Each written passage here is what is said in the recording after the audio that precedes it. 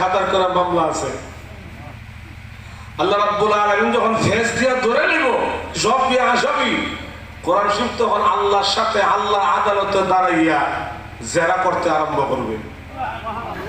যেভাবে দুনিয়াতে জজ কোর্টে, সুপ্রিম কোর্টে আসামির পক্ষে বিপক্ষে উকিলে উকিলে যারা শুরু হয়ে যায়, কোরআন শরীফ আল্লাহর আদালতে দাঁড়াইয়া উম্মতের পক্ষে জেরা করতে আরম্ভ করবে।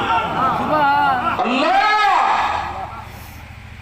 তাইলে তুমি অস্বীকার করো আমি তোমার কালাম না, যদি আমার দরখাস্ত মঞ্জুর না করো তাহলে বলো আমি তোমার কালাম না। আল্লাহ রাব্বুল আলামিন বলবেন তুমি যে আমার কালাম এটা কি অস্বীকার করা যায়?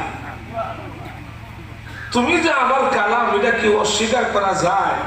আল্লাহ তো নিজে বলছেন যালিকাল কিতাবু লা রাইবা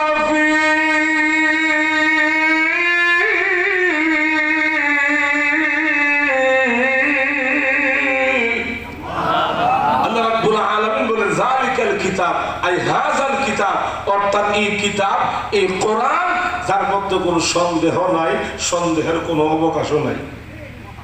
সুবহানাল্লাহ জোরে বলেন না। কোরআন শরীফ তখন বলবে আল্লাহ তাহলে যদি আমি তোমার কালাম হয়ে থাকি তাহলে হাসরের মাঠে আমি আমার বন্ধুর হাত ধরেছি, যতক্ষণ পর্যন্ত তুমি জান্নাতের পারমিশন না দিবা ততক্ষণ পর্যন্ত আমি আমার বন্ধুর হাত ছাইরা কোথাও যাব না। আল্লাহ রাব্বুল আলামিন তখন বলবেন যাও তোমার দরখাস্ত মঞ্জুর করলাম, তাদের জিন্দেগীর সকল গুনাহ আমি আল্লাহ এই মুহূর্তে মাফ করে তাদেরকে আমি আল্লাহ জান্নাতবাসী বানায় দিলাম। এই কথাটাই আল্লাহ তাআলা আমার তিলাওয়াত কি আয়াতে বলেন